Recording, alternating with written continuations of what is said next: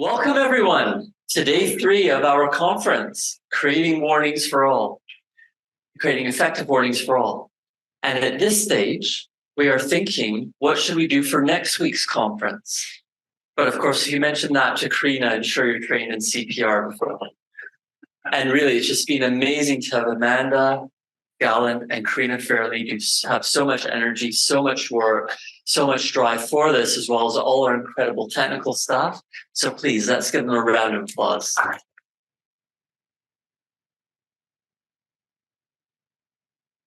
And I am Ilan Kelman. I'm an academic staff member here at UCL and Deputy Director of the UCL Warning Research Center, as well as co-organizer of this conference. Welcome to this final morning plenary, which will just go with the title, Integration. And we also do have apologies for a few errors in the program. So again, the title will just go with integration. And rather than Ruth Boumphrey, who's mentioned for Lloyds Register Foundation, we have Ed. And we will start now with Ed. So please go ahead. Good morning, everybody. Quick apologise for me being quite sweaty and flustered because I was running late because of tube delays and I just ran up the stairs at Russell Square. So I will calm down and get into it. So as well as looking at the integration of warnings in this session, we're also looking at what causes warnings to be acted on or not when they're received. So as I'm sure has been discussed a lot over the last couple of days, getting warnings to people is only half the battle. We actually need to make sure people are empowered and able and willing to respond to those warnings when they're received. So what I'm going to start this session with some scene setting by talking to you about is some data from something called the World Risk Poll, which we believe has some learnings for reasons why warnings may or may not be acted on. But before I get into that, just to quickly say something about Lloyds Register Foundation, my organisation, as I'm sure many of you aren't aware of what we do. So we are a global safety charity. We are a grant-giving organisation. So we fund research and interventions all across the world to do with a whole range of different safety challenge areas.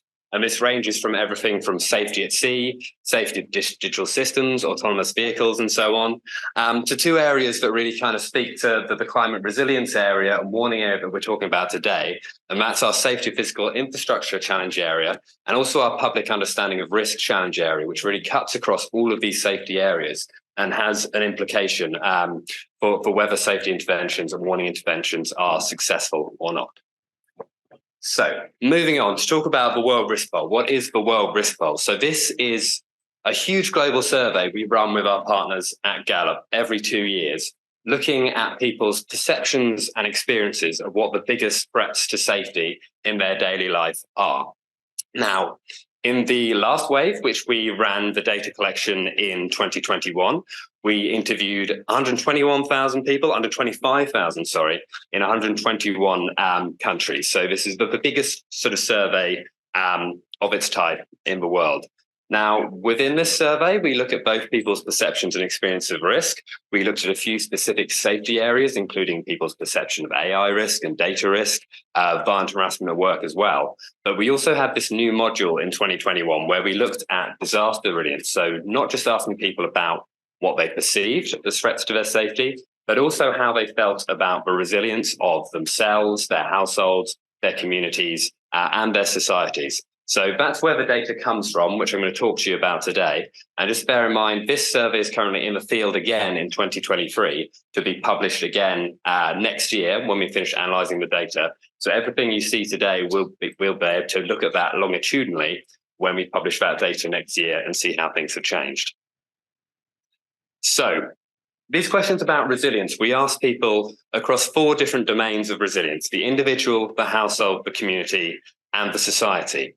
Now, all of that data goes into constructing something you'll see on the right here, which some of you may have seen if you came and spoke to me on the booth across the last couple of days, which is the Lloyds Register Foundation Resilience Index, which uses all of these metrics to construct a comparison, not just of how resilient countries are, but of specific demographics within those countries when we drill down into the data.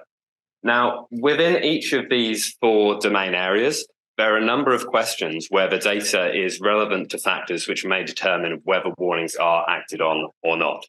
So within the individual domain, this includes the question we ask people about whether there's anything people feel they can actually do to protect themselves in the event of a disaster, to protect themselves and their family, that sense of agency.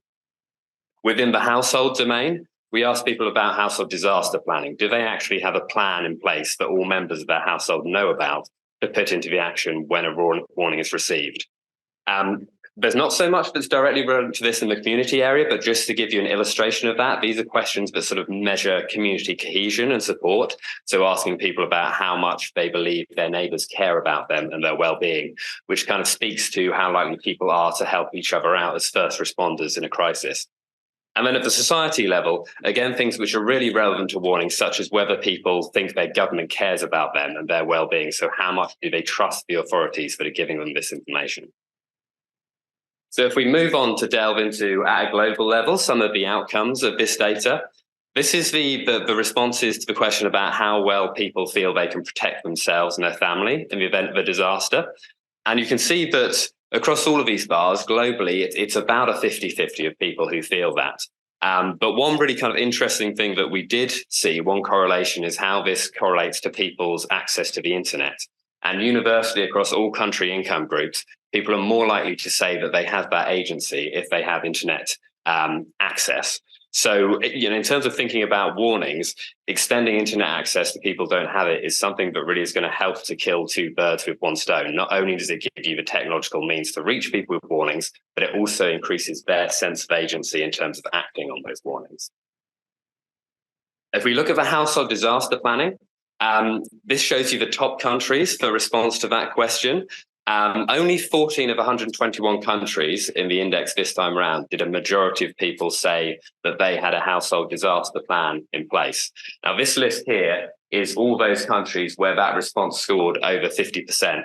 And you may notice that half of those countries are in Southeast Asia. So that really is a region where they are very hot on this. And it's something that has increased the resilience index scores of countries in that region above what we would expect for their country income group. Now, if we look at the responses to the question about how much government cares about people, I mean, this is quite a sort of shocking, impactful kind of number headline stat on a global level, where 2 in 5 people say that their government does not care about them at all, which in itself is quite a shocking thing. And we can see at the bottom of that list there, that response is worst in Central and Western Africa. But again, this is a point of thinking about why would you listen to the warnings that are coming from an institution which you believe fundamentally does not have your best interests at heart. And there's not much that we can do as disaster risk professionals or warning professionals to change people's level of trust in their government. But what we can perhaps think about doing is changing the messenger or having a proxy messenger to deliver that warning.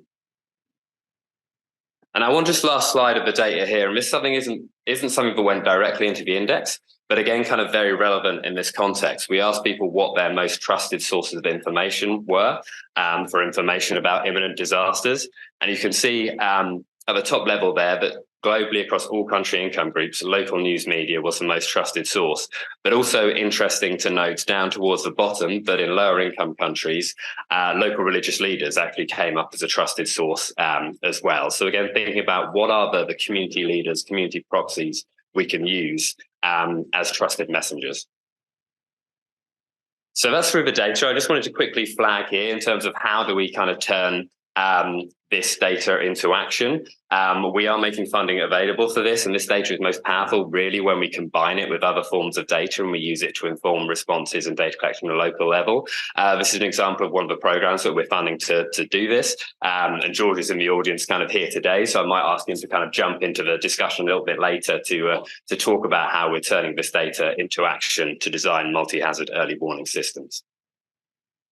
And I will leave that there, but just to point out that all of the data that goes into this index is freely available to download and reuse on our website that you can see here. So you can explore that all at a regional level, at a country level, all of the individual country responses.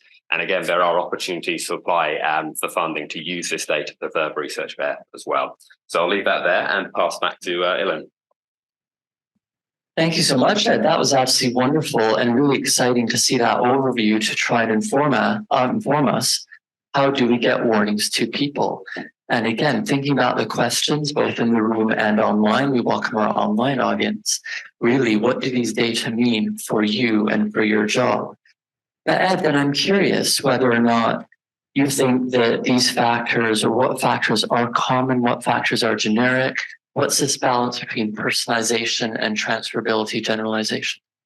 I think all of the factors that we ask about within the poll, these are very much generic things, and we think about resilience as well as warnings in a very sort of generic way, in which the factors which will make some societies more resilient than others are as common to pandemic responses, as to natural hazard responses, as to economic shock responses. And that's not to say that there are specific factors, specific hazards taken into consideration, but what we look at is very much generic. So I guess thinking about sort of integrating kind of design and warning systems, these are things that should be kind of taken into account across all of that.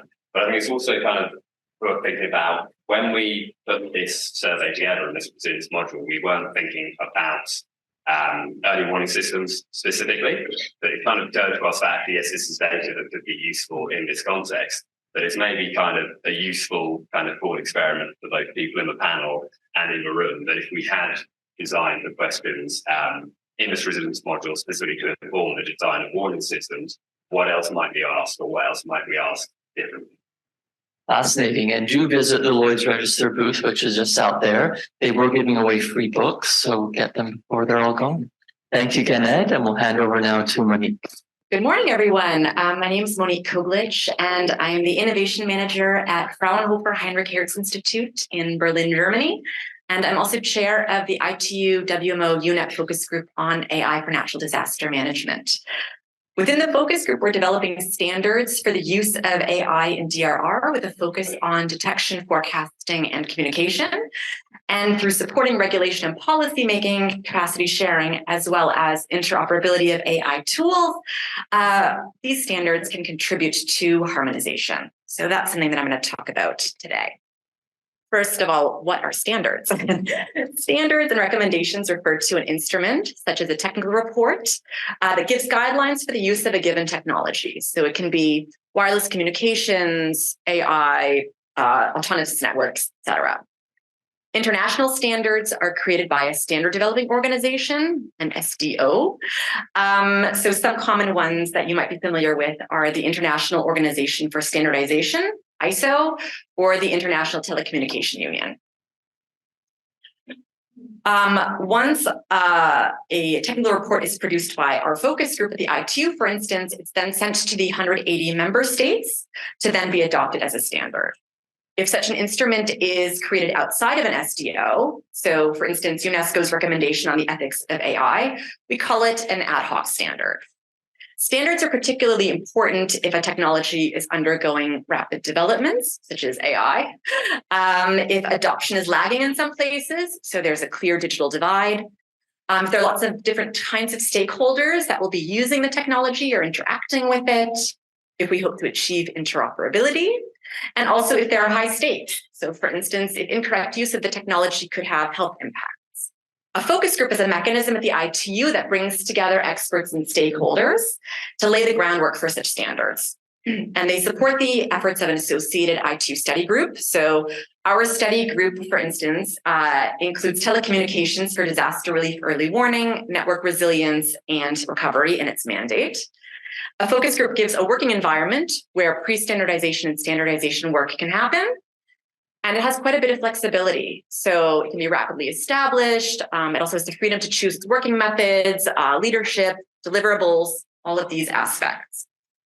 Our focus group was deliberately created in partnership with the WMO and UN Environment because we wanted to bring their domain expertise and networks into our standardization process. But we also work with many other partners, both within and outside of the UN system. When we develop our standards, we consider that decisions are made across the AI lifecycle, from data collection, which includes custodianship, curation, and annotation, to model development, which includes problem formulation, method selection, and performance evaluation, and, if relevant, into model deployment, including its integration into early warning systems and other types of communication tools. And throughout this process, we consider what is the added value of AI, what are the opportunities and also limitations presented by AI, and what are the best practices when using AI.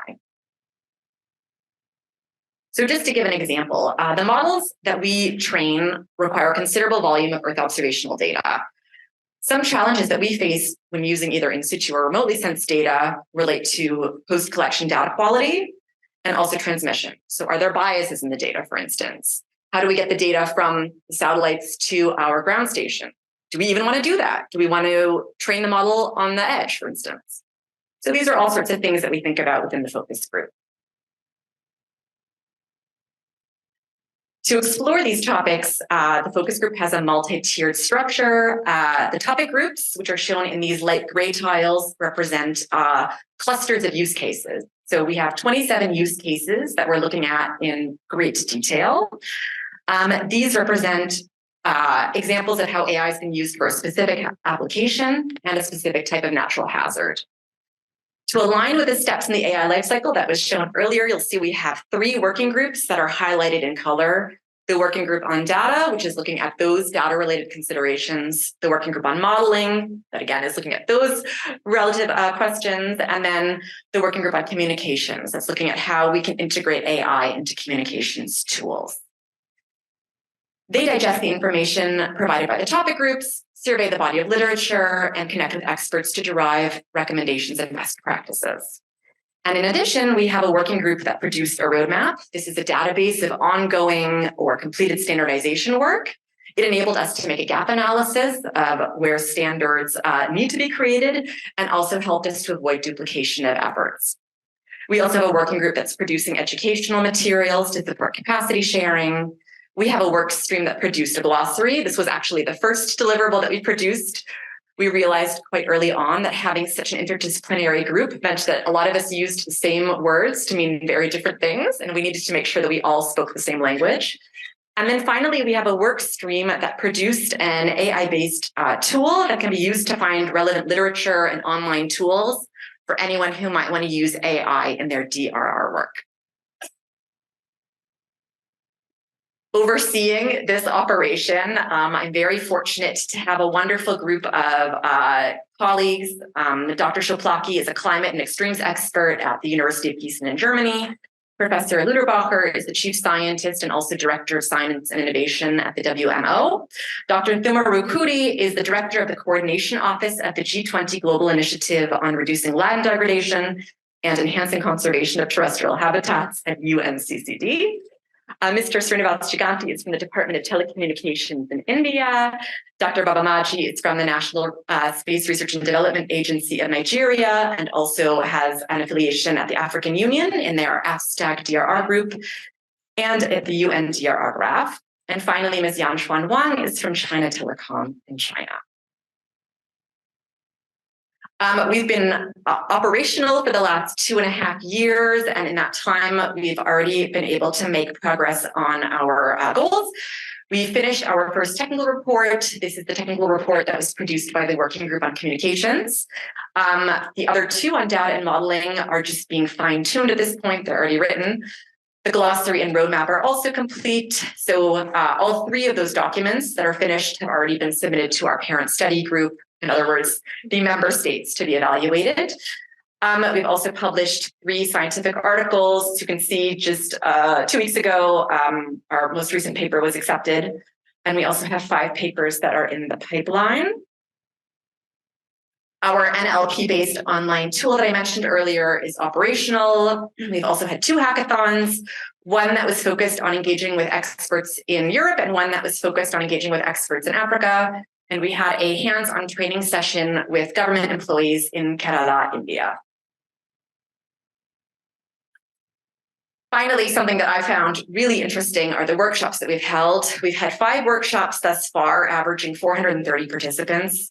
And these have given us a really great sense of some of the ways that AI has been used in this domain. So they've really given us a context in which we could analyze both literature and those use cases that I mentioned earlier. So here are just some pictures from our meeting that was hosted by the Greek government and accompanying workshop. We have also received some attention in the press, and we also received an award from the IUGG to support travel costs for our experts who are requiring support to participate in our on-site events. And now, as we sort of wind down our focus group, we are in the process of transitioning into a global initiative. This mechanism is going to remain seated at the ITU, and it's going to retain its partnership with the WMO and UNEP. And we're also in discussions with other organizations to bring them on as partners. So if there is an interest in your organization in joining us in any capacity, I'd be happy to hear from you. The initiative is called ReSolutions. It stands for Resilience to Natural Hazards Through AI Solutions.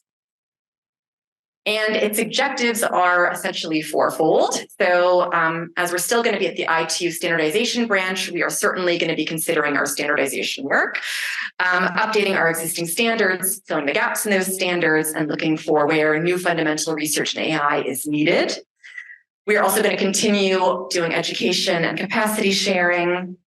But what we would like to start doing, which is actually new for us as a big community, is implementation work. So designing and realizing implementation projects that directly contribute to the Early Warnings for All initiative, as well as looking at how AI can be used in risk transfer solutions and impact assessment. And encompassing those three activities is harmonization. It's really important for us to continue to liaise with other actors in the field to avoid duplication of effort, and to advocate for the interoperability of AI-based systems. So last slide, I promise. Just to give an example of our implementation work, MEDUSA, which stands for the Mediterranean Pan-European Forecast and Early Warning System Against Natural Hazards, is a project that's being realized within the focus group. It's being coordinated by the WMO and it's received funding through the Horizon calls. It is going to have, or it has, I should say, 4 pillars. The first pillar is an early warning and decision support system that leverages AI. The multi-hazard forecasting system, which includes consideration of cascading effects, will also use AI, as will pillar 3, which is going to be on risk modeling and risk transfer mechanisms. And finally, we're going to see how AI can support optimization of communication to help convert complex information into actionable knowledge. And what's special about this project, if you'll notice in this graphic, we have these symbols in different colors. So for example, there is a white cross on a red background. These represent pairs or twins that we've identified, which are going to enable us to compare how AI operates in different settings. So areas that maybe have a different approach to dealing with these hazards and how AI could support them in those different circumstances. So if you are interested in learning more about the focus group or the global initiative, I invite you to scan the code to learn more and also reach out to me during the breaks. Thank you very much. I didn't over time. Thank you so much, Monique. That was wonderful. Also recognizing that what some of the first academic publications on artificial intelligence in disasters were in the 1980s. So look how far we have come, and also how populous the topic has become, but for obviously very good reasons. So I'm just curious then that within all this, people do talk a lot about that human-caused climate change. And how do you think that that could be better unfolded within the AI processes that you're linking to disasters? So that's a great question. So something that we've been seeing a lot are simulations like digital twins, which can be used to show how climate change will look for the average individual and in their daily life.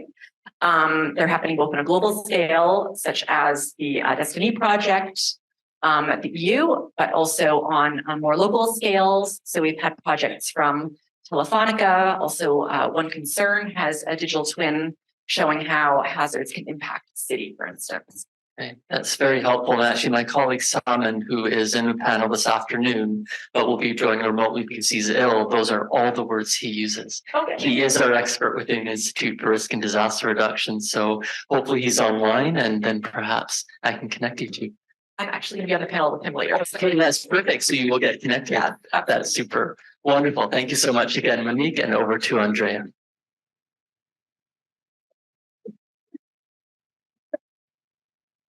Okay, good morning, everyone. My name is Andrea Atzori. I'm Director for International Relations and Humanitarian Assistance in Doctors with Africa CUAMM. My small presentation is about how can we leverage on existing networks and all the opportunity we already have in African countries, especially to integrate warning system, preparedness and response for disaster, either human, economical or outbreaks. Okay. So basically, Africa is rich of grassroots organization. We know that they've been doing a number of things. They've been mainly doing service delivery, education. They've been doing protection. They've been doing counseling. The longer history we have is HIV active in Africa that has been doing a great job in being very close to patients, in doing peer-to-peer support, and basically in the trust of the community, gaining the trust of the community. There are a very wide typology, a number of these organizations. We have civil society organization, we have faith-based organization, we have informal service provider, we also have traditional healers, so why not? And we've been working with that a lot because we realized that working on health system strengthening in Africa and then emergency in Africa is not just about providing services, not about supply, it's also about creating demand and access to those services. So these organizations are there, they've been excellent. Some of them have been growing over time, they become local NGOs. Some of them are still informal, but they're really excellent access to access community. The best thing they have is they have a strong knowledge of the context. They know their cities, they know their rural areas, they know their leaders, and usually they're very trusted and accepted. Most of them are willing to support the community anyway. So they don't even need international NGO, they're doing for their community anyway. So usually we are well received when we bring new resources or idea or project, and they are excellent in speed up implementation in any case. They have a strong connection with also the stakeholders. We saw like civil society organization being a bit like a glue between sometimes the public system. This was very true. There was a presentation by Veronica about the COVID-19 in Tanzania. This was very true during the COVID pandemic, for example, in bringing the public system and the private system and the community and the traditional leaders at the same table and maybe making a better plan for responding to the crisis, and often are the first responder to the crisis. So when you by the time the first plane from an international organization lands, somebody is already trying to do something. It's usually a local guy, a local organization, a church, or other kind of local activism. About FPO, we also had an insight from a new project we launched. So we've been supporting around 20 countries in which we've been looking at how FPO are providing healthcare services to the population. These FPO are mainly Catholic organizations in these samples. And we also been looking at how they respond or how they are prepared, like the survey you done in disaster. And you see, only 33% of them say they are somehow prepared for the outbreak. Imagine FBO in Sierra Leone, they've been living all the Ebola crisis. So they now understood the importance to have some PPE stock out, the importance to have a system to set up triage. So they feel prepared. Data are showing they are not prepared, but they feel prepared. But we still have 70% of this big map that says we are not prepared anyway. So I think there is a big gap. The good thing about these facilities, you know that in certain countries, the Catholic Church is providing about 50% of service delivery in healthcare. So we're talking a big number. And most of them are in rural areas, and they are in the last mile. So the only unit that can provide a service in case of disaster. But what I want to say that the other thing is that FBO, like civil society organizations, are very trusted. So again, we go back to the fact that as soon as something happens, or may happen, people may go and ask to the local hospital, is this true or not? Or they go there for help anyway. We had a very practical experience I want to bring as a small case study. There was the cyclone Idai in Beira. CUAMM was already working in Beira with HIV adolescent programs and some maternal health, also neonatal care programs. And when the cyclone hit the city, our staff was there. We didn't have the means to respond to the cyclone. The warning system, that was like the radio, was ignored because every year we have strong rain. So why this rain are stronger than the year before? And, the disaster happened. what we did, instead of creating that's a picture of the city, so it was a big thing, as you can imagine. But the first thing we did, instead of creating a parallel system of waiting for international NGO to intervene, was to bring all the HIV activists that were doing peer-to-peer support to adolescents and train them on response. So that meant seeking cholera cases, going house by house to see of the family if there are any orphans, if there are any special needs, and bringing them to the new map of the city, because the city was completely changed, knowing perfectly the roads, the system, the virus, they're called, and what health center was working and what health center was shut down. So in 48 hours, we had 300 activists in the city of Beira responding to the disaster. This was the kind of scheme they used for HIV. It was the same scheme they used for the disaster response. So a supervisor, a number of households, activists, etc. Going faster, I guess, with timing. Timing good? Okay. But what we learned that these people were already there.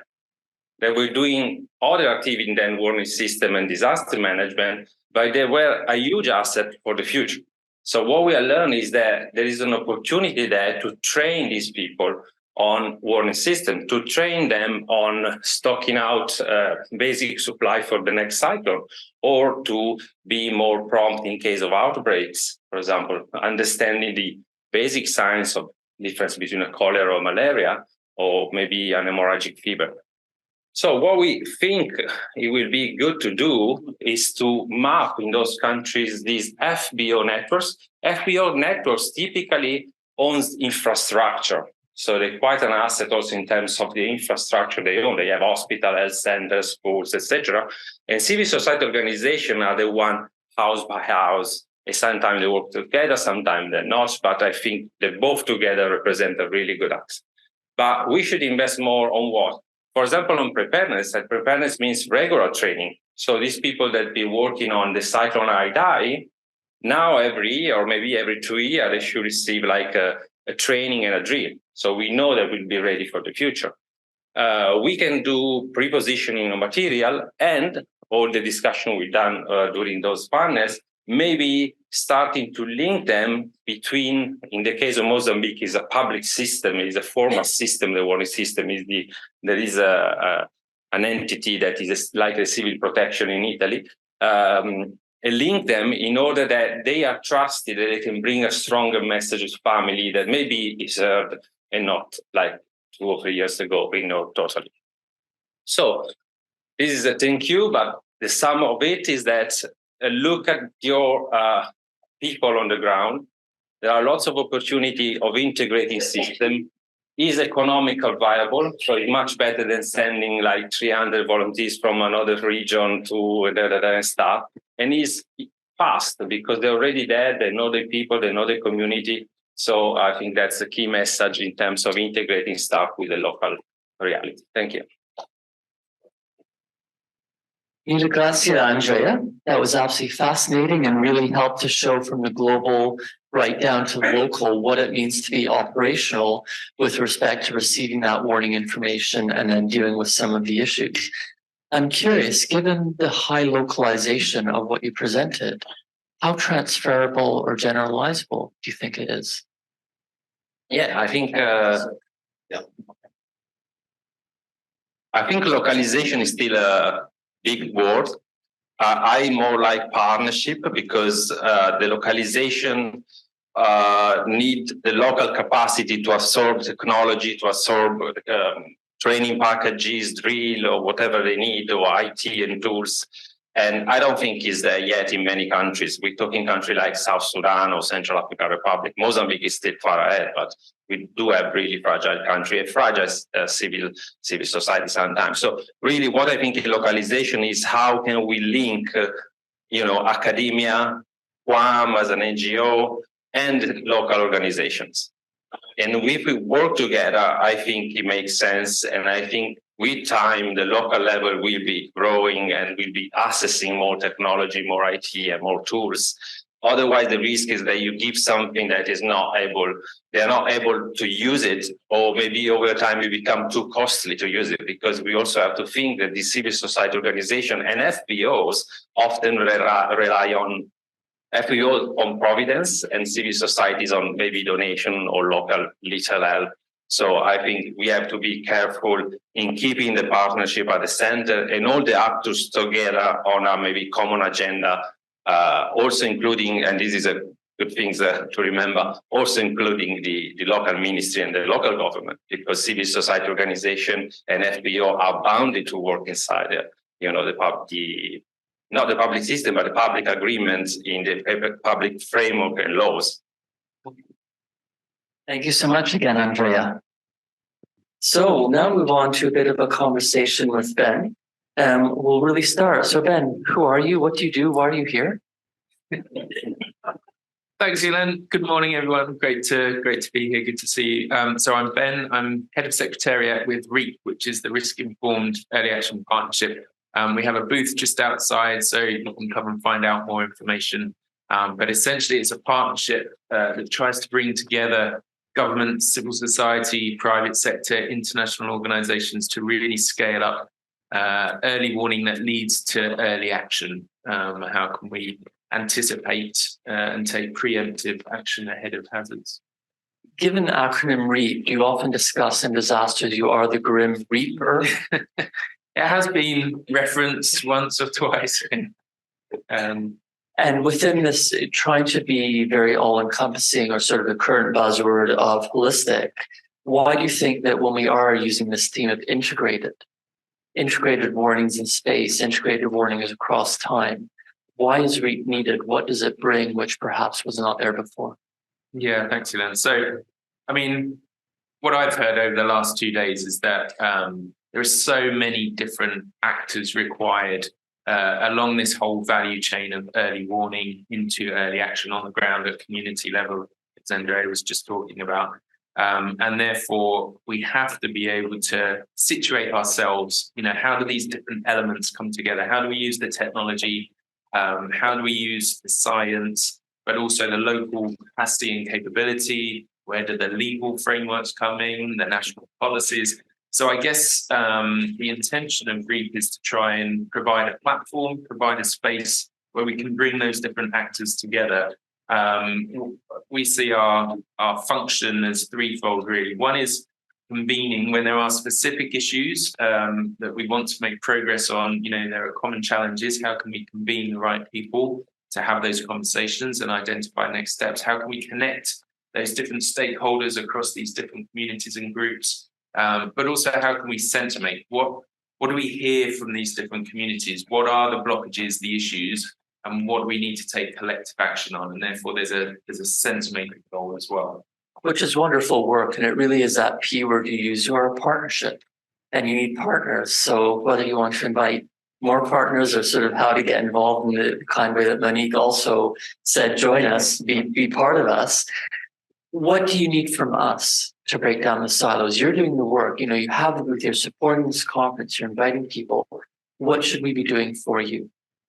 Thanks, Ilan. Well, I guess thinking about breaking silos, and it's come up a number of times. For me, first of all, there's language. Language is a tricky issue. Monique mentioned that their group had developed a glossary. And we've done the same thing. I mean, you needed a glossary for that specific group, which is quite focused. But talking about all these different stakeholders, we often use language that's impenetrable or difficult to understand for others. So we have published last year a glossary for our partners on specific terms relating to early warning and early action. But secondly, there are conceptual models. We don't have a common map as to where we all fit in. How do these elements come together? So there are different conceptual models out there. We've heard a lot about early warnings for all this week. That has the 4 pillars, and from the UN perspective, how these elements fit together. But we're just working on a compendium at the moment of all the different visualizations and conceptualizations that are out there. It's going to be challenging to condense them or distill them into a single map, but that would be the ideal. If we can move towards consensus and better understanding each other. And then thirdly, seeing ourselves as part of that wider landscape, the wider ecosystem. I think it's so easy to get sucked in and be quite myopic in terms of where our niche is, what's our area of expertise. I think it's important that we're able to see the world and these issues from different perspectives. So in terms of what people can do join the partnership, do take part in our working groups where relevant, explain more about what's going on at the moment. But secondly, be curious, understand these different perspectives and where the tensions are, where the blockages are, so that we can listen to each other and understand how we can support each other's work. And thirdly, I think being proactive, where can you make links, following up with others to identify opportunities. I was talking with colleagues this morning. We often operate in vacuums and don't reference each other's work, or there's competition. And to be honest, we don't have enough time, I think, for competition, looking at the scale of impact of the changing climate and the pace of change. I think it's really important that we have collective endeavours to really shift the needle and move to scale so that we can implement all the fantastic solutions and innovations that we've been hearing about. How can we move those to scale around the world? And you're almost proposing sort of like a T model. So some people are broad, trying to bring together and cut across, and some people are much more deep on that part of the T in order to retain the specialties and not necessarily a silo, or perhaps a silo which is connected. And this is very much what the partnership is. Do you think that this sort of diversity or not having consensus all the time could be a strength? Absolutely. And your team model reminds me of one of the visualizations that Brian Golding has been here this week. And I don't know if you've seen that picture of the mountains of knowledge and the valleys of death, and then there are bridges connecting them. And we need those bridges connecting these different areas of expertise. And absolutely, we need diversity and challenge and the different perspectives. But we have to be able to work out, well, where do we need to compromise or, cede some ground to be able to make progress. And that's where we work often, is in the political space as well. So working with the COP presidencies and the G7 presidencies and the G20 presidents as well. What is it that governments can do to really make progress in this space? And I'd say for this audience, particularly for academia and the science community, we have to be able to distill down into policy messages. What does this mean? What are the priorities? What do we need to move forward? What do we need from governments and others without having volumes that have to try to be communicated with all the nuance and so on? It's a tricky balance, and as you say, we need both and. But hopefully, this partnership is a space where those different perspectives can come together. And as you said, you are supporting the COPs, and in terms of not only asking about needs, you're fulfilling some needs, and a lot of that then requires financial resources. So how does that link when we do have the COP process, the other processes, the fact that a lot of people are seeking resources? What role does we play within that? Why do you prioritize those interactions? Yeah, so we are working currently with the UAE COP28 presidency on a potential charter on the future for finance for disasters, because in that sense-making role, we've been hearing that often, the forecasts are available, but still action hasn't been taken on the ground. And why is that? Well, often the resources aren't available in advance of the hazard. Recent research from the Centre for Disaster Protection, which is one of our partners, shows that still, in spite of all the technological advancements and our risk modelling and forecasting capabilities, still over 98% of crisis finance is arranged after the disaster, which means that it's not available for taking action in advance. So we're working on a charter that's setting out 4 different principles. One is around pre-arranging the finance. And that doesn't necessarily mean it's anticipatory. It can trigger in advance of the hazard, but it does mean we're prepared and, talking about where are the hazards likely to happen, how can we prearrange the finance. But if you link that to early action plans or protocols on the ground, then it can be triggered in advance. You know what actions are likely to take place when the forecast or the warning comes through. So the second principle is about linking it to early action plans. Thirdly, it's supporting governments. The international community has a huge role to play, but ultimately it is the governments who are responsible for protecting their civilians and therefore for sustainability, which we've been talking about over the last 2 days. We need to make sure that the governments are in the driving seat for making sure at the national level this is coming together across the NEP departments, the national disaster management authorities, the financial resources, how they come together at the national level. And then fourthly, it's about how we align these pre and post disaster investments. As we've heard, we need investments in preparedness in advance, in the local capacities. We need rearranged finance. We need the Met services to have the capacity to do their role effectively.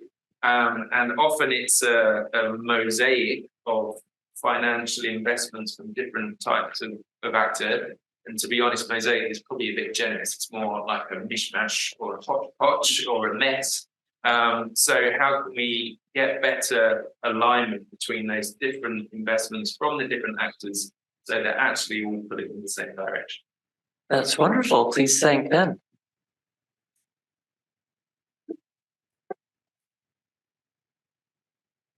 So exciting to hear about this initiative, bringing people together, and I'm sure you've never heard it before about reaping the rewards. We can now move to the audience question discussion, and we're going to start with an online question, which is actually directed towards you, Ed, and I think is a nice segue into potentially bringing in George for the answer. So, Claudia, if we could please have that online question. Hi. Keep on speaking and it should click in. So this question is from Dr. John Kane. Here? Maybe try. Yeah, there we go. Okay. Yeah. He's trying to mix a lot of different things together. Repeat So the name again. Repeat the name again. okay. Question on the World Risk Poll. This is a really interesting and timely consideration. And it was great to see some of the data in the presentation, particularly around trust. I'd like to ask how the team see this being operationalized for early warnings and risk/hazard/preparedness communication more widely by relevant agencies and stakeholders. And that was from Dr. Jeff Main, University of Exeter. Yes. Yeah, so at the moment, that data that I've kind of presented you, that's in the state where, these are things we think could have an impact on how well warnings are received, but really there is kind of further research and kind of combination with other data sets is required to show us how that kind of relationship actually works between those factors. And that is one of the reasons we are sort of very much kind of keen to encourage other actors, other researchers to take this data to do secondary analysis, to do that extra level, to build intelligence on the back of it. So you're right, that is a great opportunity for me to throw over and invite George, who's in the audience today and is leading the project I mentioned, to say a little bit about how they are using that data to design multi-hazard early warnings. Thank you. Sorry, please wait for the mic. Yeah.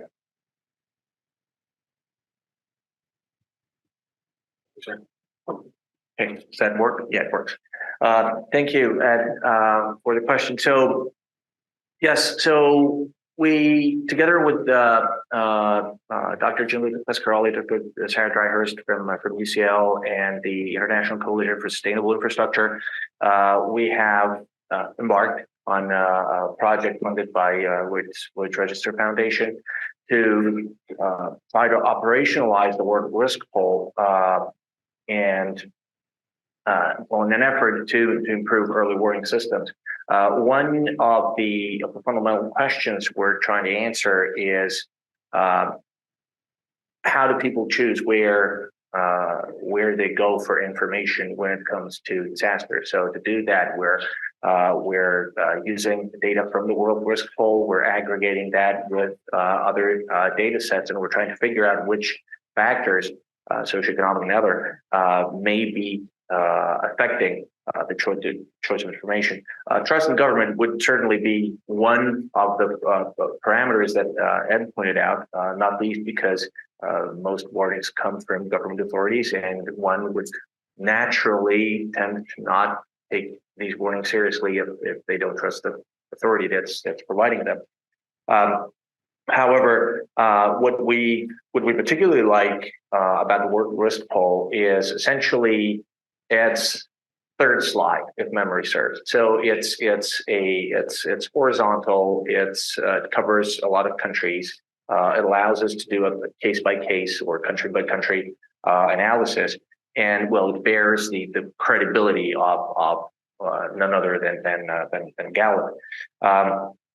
The interest of that in the emergency management community is huge because probably contrary to popular belief, when people get these fancy warnings that we now get on our cell phones, right? The first thing they do is not to do what the advice says, right? Anybody who believes that is misguided, to say the least. So the first thing they're going to do is try to figure out if it's pertinent to them. And the second thing they're going to do is they're going to try to confirm if everybody else around them has gotten the same message. So as long as we integrate that insight in early warning systems, that already helps a lot. And new technologies have helped that a lot, not least the new regulation put together by the European Union. But I think that I'll stop here. More about it, and more about our project in the last session of today. So you're all welcome to find out more. Thank you very much. Thank you, George. I'm sensing some trust issues. Do we have any other questions? Well, okay, so we have one at the back, and while the mic's going there, Monique, should we trust AI? Do people trust AI? That's a very good question. So I think trustworthiness is really key, not just when it comes to the communications method, but also the model that's behind the forecast that is then being communicated. So things like sharing information about where the data come from that were used to create the model, information about the model and the methods themselves, information about how interpretable the model is. And if the model is not interpretable, if explainability methods were used. I think these are all things that can cultivate trust, this sort of transparency. Okay, thank you so much. So please introduce yourself, assuming you're not an AI. Hello, my name is Francesco Colosimo. I'm a geophysics master student from ETH. And my question is for Dr. Kuglitsch, and it's about the article about the earthquake in Afghanistan. So more or less the forecasting, or at least there are different statements about forecasting shaking, and or even in ideal situations, knowing in advance that an event is going to happen. So I imagine that warnings need to be to avoid at all costs false positives, but things as forecasts are probability. So you said there is a chance that there's going to be a big event. So if the event happens or not, the forecast is right. So also with the AI technology, how do you avoid false positives, or how do you rely on a technology that for some things is kind of a black box? So it's kind of complicated to have the trustworthiness in that sense. Yeah, that's a great question. I mean, I think that, uncertainty is not something that's exclusive to AI, right? I mean, also our numerical weather forecasts or physics-based models, they also have a certain level of uncertainty. So I think that's inherent when you're going to do any kind of a forecast. I mean, with AI, of course, there's that additional, like you said, black box that sometimes exists if you're using a non-interpretable model.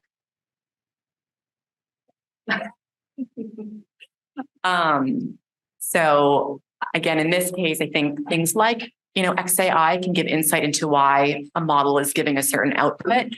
But certainly, I mean, you don't want to overwhelm the recipient of the message with too much information, because that can also be daunting to someone. So it's sort of knowing how much information to convey. And I think, capabilities are a useful way to convey that. Fantastic questions. Andrea or Ed or Ben, any thoughts on this?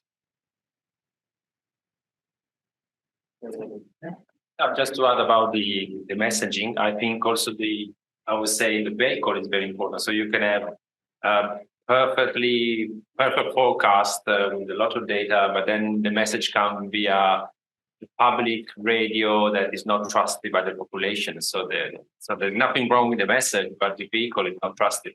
So that's why we use sometimes activists. And this is come again, not from disaster, but come from the HIV story when people will say, don't take the medicine because they kill you. And other guys say, I'm taking the medicine every day.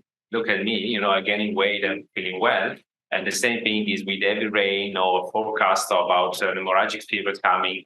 Usually if it's on the paper, they all say, they just want to challenge the president, or this is because there's some corruption behind this. But if you come from your neighbor or somebody you trust, because you already tested on other things, it probably can be a strong message. I think if an activist speaks the same dialect, then he's a local guy, go house by house and say, guys, everybody get a radio in the house, get some water or a jerry can, keep your stuff in case of flood. People will do it. If this is a message that comes from us, CUAMM, for example, radio message, maybe they don't really do it. Ed or Ben? I was just going to sort of come back to the AI point briefly, whether people kind of trust it. And I think that really will kind of have an impact on, if people are aware that that's part of the system, how likely they are to kind of respond to these warnings. Just to kick back to start my presentation, I mentioned one of the other models we looked at within risk of was in terms of people's perceptions of risk from taking AI technologies globally. And we asked them this kind of top level question about whether people believe that AI is going to do more harm or more good to people in their country within the next 20 years. At the moment, at global level, that's quite a split. It's about a third who say more harm, about a third who say good, about a third who just don't know. But actually, we look at a lot of kind of lower income states, particularly in Africa and East Africa, particularly the skepticism is very, very high. With 2/3 of people who believe that AI is mostly going to harm people in their country. So if they're kind of aware that AI is part of the system of generating these warnings, that's going to generate increased skepticism. So there's definitely some kind of work being done there to make hearts and minds of that. PR work.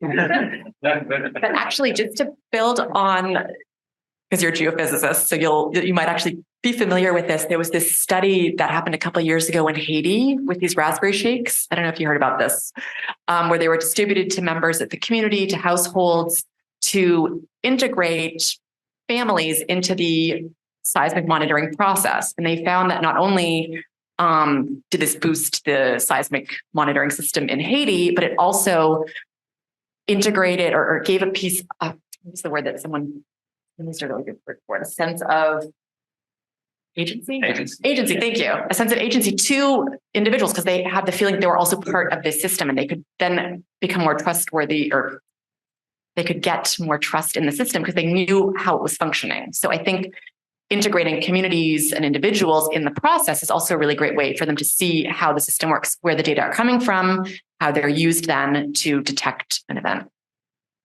Ben?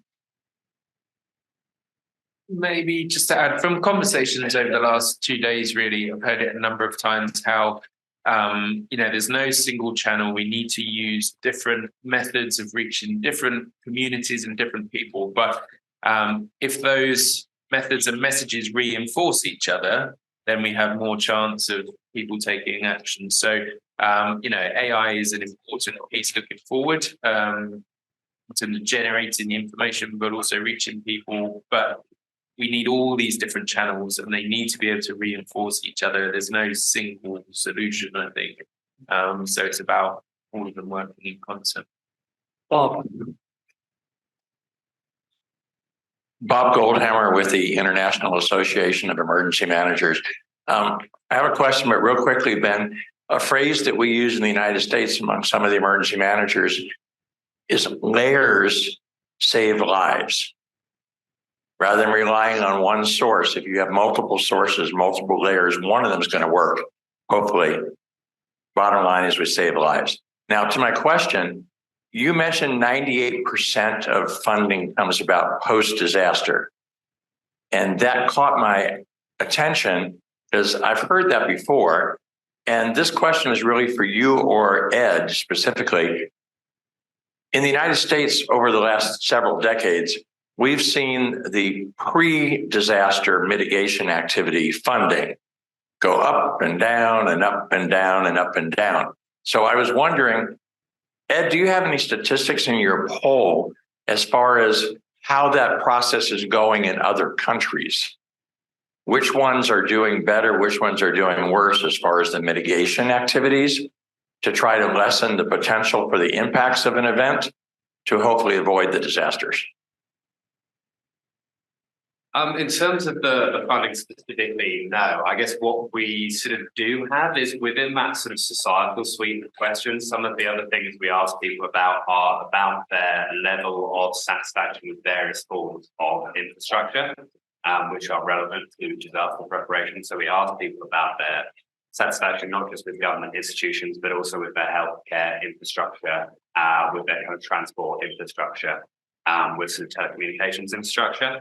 And we also ask people questions about when they've lost access to services as a result of disaster. So have you been without water, food, medication, telecommunications for X amount of time as a result of the disaster scenario? And that is something that we will be able to kind of look at again when we have the next set of data that's being collected now this year to see how that's kind of changed over the last kind of couple of years. And we'll be able to look at, because we also ask in another area of the poll about people's actual experience of natural hazards and kind of related disasters, we'll be able to see how those two things correlate and see how perhaps some countries have done better or worse at maintaining access to key infrastructure in relation to disaster scenarios. But we won't really be able to do that until we have that next wave of longitudinal data. Maybe just to add, Bob, I can't speak to the data. I would suggest looking at the website of the Centre for Disaster Protection because they've developed this methodology recently around the pre-arranged finance, and it's an ongoing discussion. All I would say is that on day one, Ms. Atzori was talking about midterm review of the Sendai framework. And so there has been, stock take recently. How are we making progress? What are the financial investments? I'll leave it to UNDR colleagues present if there are any specific statistics or anything else in terms of the financial investments. But also, India has just established this year under their G20 presidency a specific DRR working group who've been looking at how can we increase the investments in disaster risk reduction. It's a constant battle. I know for the UK government, where does disaster risk reduction sit on the international agenda? Is it it's not really with the humanitarian department. It's not really with the climate and environment department. Where does the resource come from? Who's overseeing it? Because it cuts across all these different elements. I think these grey areas are really important, but sometimes difficult to nail down. So it's an ongoing conversation, I'd say. And the Center for Disaster Protection is at disasterprotection.org, disasterprotection.org. And yes, question in the middle there. And do we have other hands in?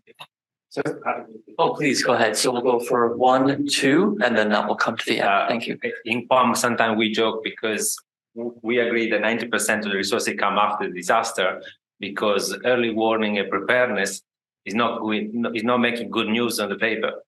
So the politicians love disaster because they can be on the news the day after, say I'm sending a big cargo of things and stuff like that. So they allocate a lot of resources. So we need to change the paradigm and say, making good news about a disaster that has been avoided, not that happened.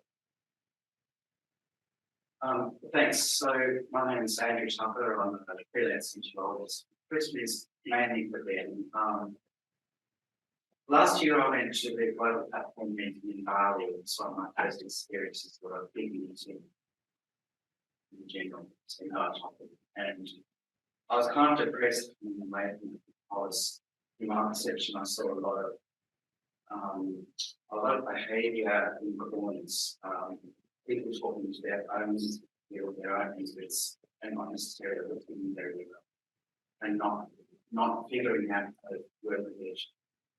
I think, given the context of the discussion this morning, both the we have to grow the pie. We have to grow the pie to try and engage the world community. I don't always see that we are modeling the behavior ourselves presently. So my question is, how do we reward good collaborative behavior in partnerships, particularly with very different viewpoints, to grow the pie together to make it? Yeah, thank you. It's a really, really good question. And I was at that conference too, and also, attending COPs and so on. It's the same everywhere where you have big conferences, people tend to gravitate towards the areas that they understand the best and where they know people. I guess it's a human trait in some respects. But you're absolutely right. We have to be able to look outside and listen to others too. It's something we certainly grapple with as a partnership because there's not a lot of stick. It's all carrot. How can we incentivize the collaboration? And it's really interesting to look at different organizations, but even individuals within organizations. Some people can really see the benefits of partnership and collaboration, whereas others tend to look at what can we get out of this, to benefit our organization or our team or whatever else. I'm really interested in the awards that are out there. You look at the Averted Disasters Award that was introduced a few years ago. This issue of, there's no benefit really of investing in risk reduction or averting the disasters or taking good preparedness. That's not currently encouraged and celebrated. So how can we make that more incentivized and attractive? And so can we give a bit more prominence to the Averted Disasters Award or other ways of really putting a spotlight on where things are going well, not only giving the profile to the big disasters and so on, but very open to ideas because it is a constant challenge. And like I say, there's not a huge amount of impact, for partners who don't operate in such a collaborative way. So we really need to try and incentivize those the good practices. And not being facetious, Andrew, it really is present company accepted. I mean, you all deserve credit for being here, and our panelists have been so open to the collaboration. Monique, you want to respond to this? Yeah, so one of the first papers that we published in the focus group was a comment in Nature Communications about the importance of interdisciplinary work. And a couple of the ideas that we came up with were ensuring that end users and stakeholders are included in consortia when funding is granted by public funding bodies, such as the European Commission or national funding. Many of us had personal experiences where we developed projects and received funding, and that was never raised by any of the reviewers. Is the end user anywhere in this consortia? Do you actually know what they need? How do we know that they actually need this? So having that be really clearly written in the requirements of proposals. Similarly, in publications, before you publish something, ensure that you actually have people with the relevant expertise within that author list so that you know that their perception or their perspective is actually included there. It would be nice if this happened naturally, but since it doesn't always, I think maybe having some guidelines in there for reviewers, for instance, to look out for these things could be useful.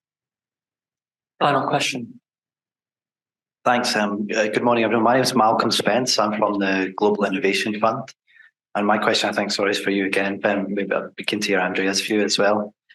I think yesterday morning, Catalina had a time machine where we were kind of projecting forward, and the topic that we wanted to be talking about in 5 years' time is about government ownership to make sure that we're reaching the coverage that we aspire to. And you've emphasised that as a priority for REAP as well.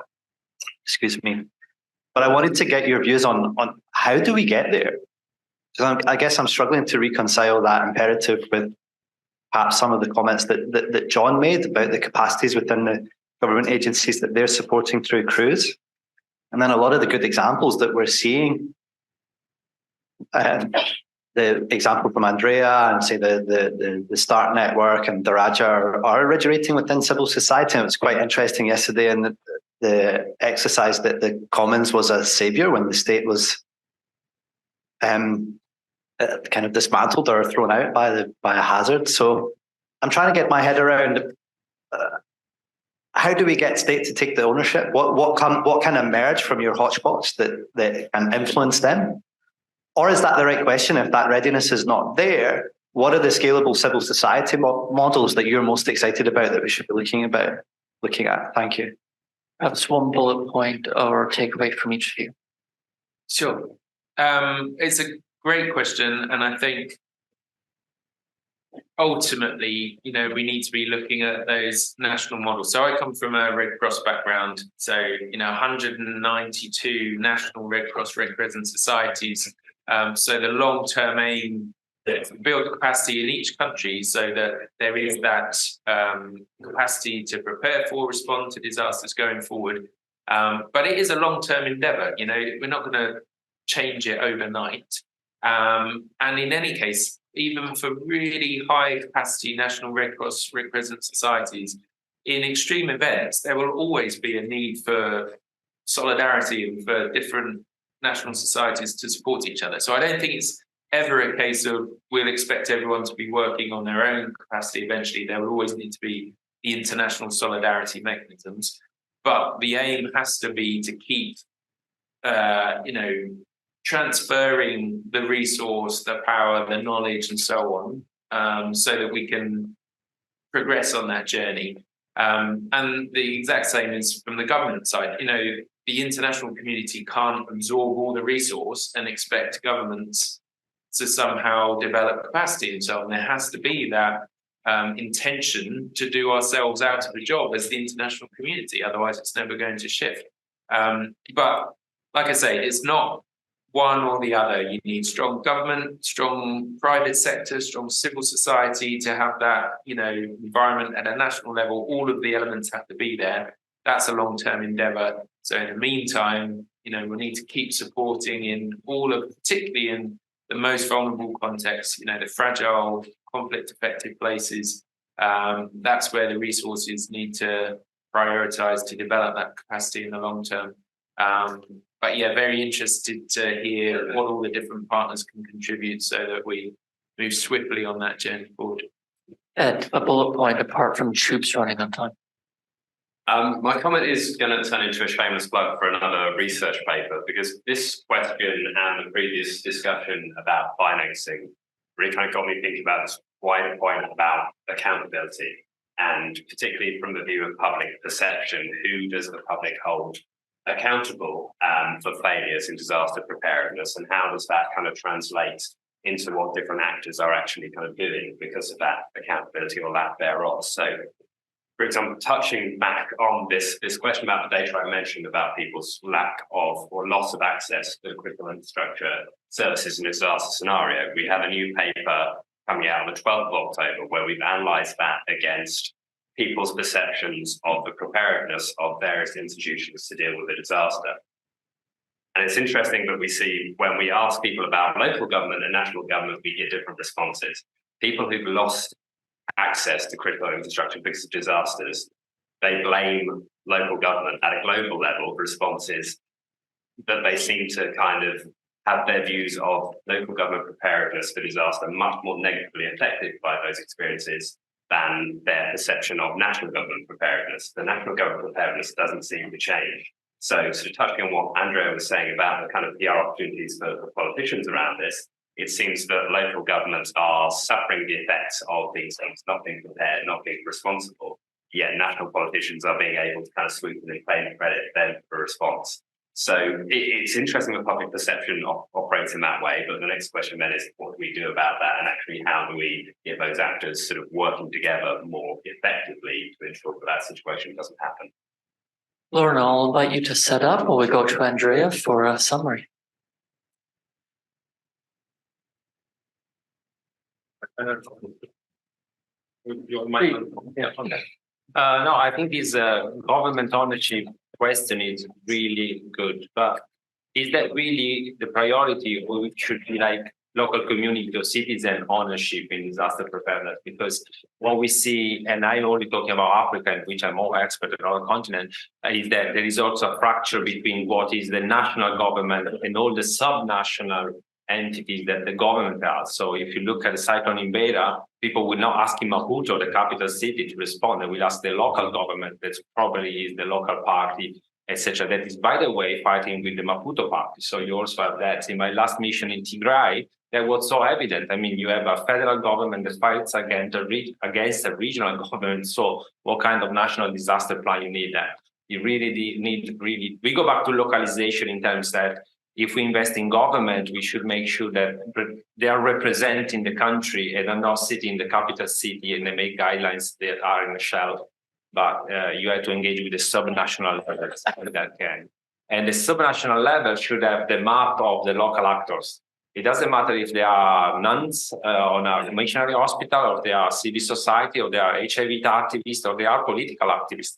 And that is a big challenge because, you know, the political side on disaster is massive, and everybody likes to be, you know, take credit for the response, and no one wants to be blamed for not being ready. So I think that we really should also think, going back to the government, what the government is in a country and how far this government is representing the whole country, community, ethnicity, because, for example, the African continent we know is very complex, and we have very fragile countries. I quote in again, Central African Republic. Honestly, Central African Republic, no one from Central African Republic will get offended, but possibly the national government can control Bangui, the capital city, and a few other hotspots, but the rest of the country, you need to work with the local parties and sometimes local leaders. Monique, inspire us. I just wanted to say that even in countries like Germany, where I'm based, I mean, we saw with the Ahr Valley floods that happened a few years ago, a lot of fingers pointing and nobody was making decisions and nobody wanted to take responsibility. So clearly, I mean, you could have a really terrific AI-based system that's transparent and effective and has a high probability of accuracy, but if the bureaucracy gets in the way and nobody is ready to make a decision, then its effectiveness is very limited. So I'll hand over to Lorna to conclude, but in the meantime, we can all take responsibility, especially responsibility for thanking our wonderful panel for this morning.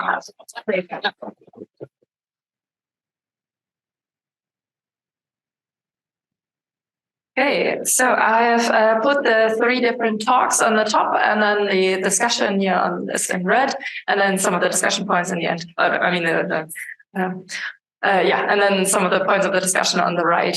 So I'm just going to zoom in. Or can you read this way? I'm not sure, because it is quite big, so I can also leave it like this. On the top right, you can see the World Risk Poll and the idea to engineer a safer world. I'm just going to zoom in so I can look at it better.